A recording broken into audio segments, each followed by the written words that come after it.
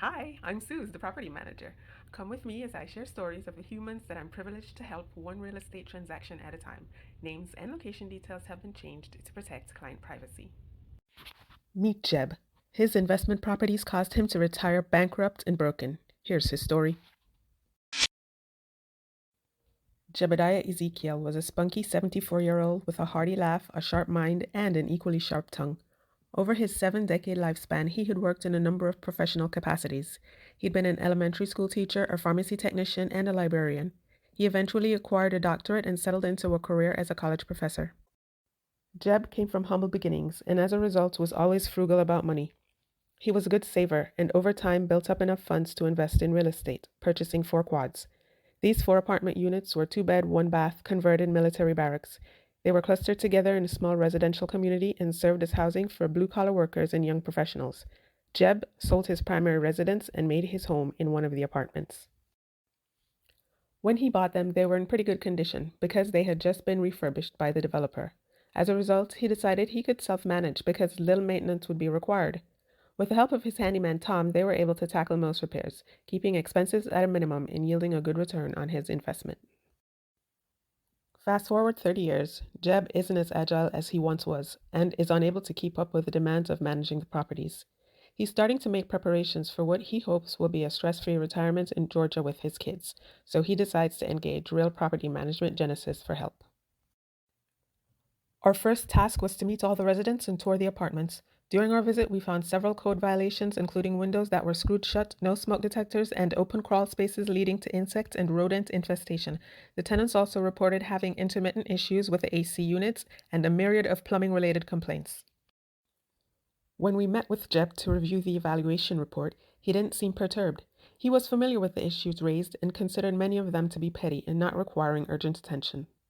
At Real Property Management Genesis, we provide a dual service for our owners, managing as well as educating. So we patiently explained to Jeb his basic obligations as a landlord under the law. We then presented him with a scope of work to address the issues identified, along with a proposed timeline for the repairs to be completed. There was a lot to get done, and to his credit, Jeb was willing, but just did not have the funds to address everything right away. When we suggested that some of the repairs were valid insurance claims, he informed us that since the mortgages were paid off, he no longer carried insurance. Big mistake. Big.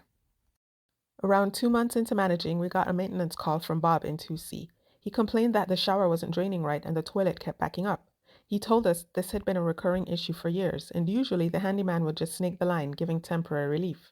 He made sure to tell us that he had been following Jeb's instructions and not flushing the toilet paper, and was instead disposing of it in a bin next to the toilet. When we sent our professional plumbing partner to investigate, it was revealed that the cast iron pipes under the house were literally falling apart. You could actually recognize pieces of the pipes washing up through the drain along with silt from the underground. This was a major repair, requiring immediate attention and impacting the 3 other apartments in the quad.